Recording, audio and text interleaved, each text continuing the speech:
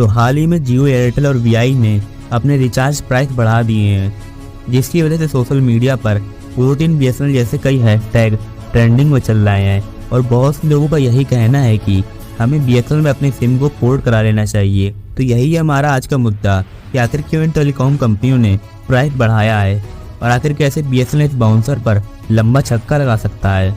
तो चलिए शुरू करते हैं वीडियो को। नमस्कार दोस्तों, मैं हूँ आपका दोस्त प्रखर।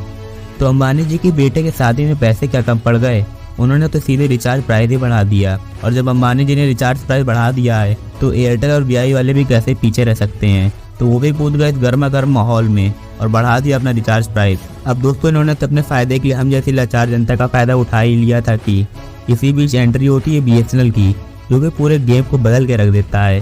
क्योंकि बीएसएनएल का जो रिचार्ज प्राइस है वह जियो और बाकी कंपनियों के प्राइस के कंपैरिजन में काफ़ी कम है, जिसकी वजह से बीएसएनएल बाकी कंपनियों को बहुत बड़ा झटका दे सकता है। बीएसएनएल का सिम जियो और एयरटेल के आने के पहले काफ़ी लोगों के पास था, लेकिन बीएसएनएल की कुछ बहुत बड़ी गलतियों के कारण उसे इतना बड़ा डाउनफॉल देखने को मिला। और अब तो ऐसा लगने लगा था कि बीएसएनएल जैसी कंपनी कभी भी वापसी नहीं कर पाएगी, लेकिन अब ऐसा लग रहा है कि नहीं, बीएसएनएल भी कुछ बड़ा कर सकता है। जियो और एयरटेल वालों ने तो हम मिडिल क्लास वाले लोगों की रातों की नींद उड़ा कर रखी है। जब इनका मन करता है तो ये बिना कुछ सोचे समझे रिचार्ज प्राइस बढ़ा देते हैं, जिससे इनके पास गांधी जी की कमी ना हो पाए। बस कुल मिलाकर मतलब तो यह है कि पिसना तो केवल गरीब और मिडिल क्लास लोगों को ही है। मिडिल क्लास आदमी तो यही सोचता रहता है कि जहाँ ज़रूरत ना हो वहाँ पर 1 रुपया भी फालतू खर्च ना हो। वही सब चीज़ों की वजह से मिडिल क्लास आदमी को बहुत परेशानियों का सामना करना पड़ता है। तो चलिए बीएसएनएल के इतिहास के बारे में जानते हैं। बीएसएनएल का फुल फॉर्म भारत संचार निगम लिमिटेड है और बीएसएनएल की शुरुआत अक्टूबर 2000 में हुई थी। और बीएसएनएल जैसी सरकारी कंपनी का तो प्रॉफिट से कोई लेना देना ही नहीं था, और उस टाइम प्राइवेट टेलीकॉम कंपनियां भी इतनी नहीं थी, इसीलिए उस समय केवल बीएसएनएल डोमिनेट करता था। और बीएसएनएल 2001 से 2008 तक लॉस में गई ही नहीं थी, बल्कि इसने तो 46,668 करोड़ का प्रॉफिट बना दिया। और सन 2004 से 2005 में तो इसने 10,000 का प्रॉफिट बना कर दिया था। उस समय बीएसएनएल का मार्केट शेयर 70% का था, मतलब और कोई कंपनी आजू बाजू में भी नहीं थी। और जब कोई कंपनी भारत सरकार को प्रॉफिट देने लगती है तो फिर आ जाता है लालच, और इसी लालच की वजह से शुरू होता है बीएसएनएल का डाउनफॉल। उस समय के टेलीकॉम मिनिस्टर थे ए राजा, और उस समय बीएसएनएल सोच रहा था कि ऐसी टेक्नोलॉजी लाई जाए जिससे सबको वायरलेस कनेक्शन से 2G नेटवर्क मिल सके।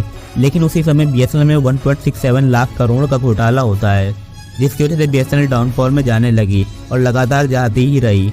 और उस समय से आज तक बीएसएनएल ने प्रॉफिट का मुंह ही नहीं देखा। और ऐसे ही बहुत से कारण रहे हैं जिसकी वजह से बीएसएनएल से भारत की जनता परेशान हो गई थी और केवल दूसरा ऑप्शन ढूंढ ही रही थी। और तभी एंट्री होती है जियो की, जो कि सस्ते में नहीं बल्कि फ्री में इंटरनेट देने लगा था और ऊपर से 4G नेटवर्क भी दे रहा था, जिसकी वजह से लोग जियो की तरफ शिफ्ट होने लगे, जिसकी वजह से बीएसएनएल का सफर यहीं पर खत्म हो जाता था। तो अब जानते हैं जियो, एयरटेल और वीआई के रिचार्ज प्राइस बढ़ाने के पीछे की वजह। तो कंपनी तो कुछ भी बोले, लेकिन हम जानते हैं कि इन सबको चाहिए तो केवल प्रॉफिट।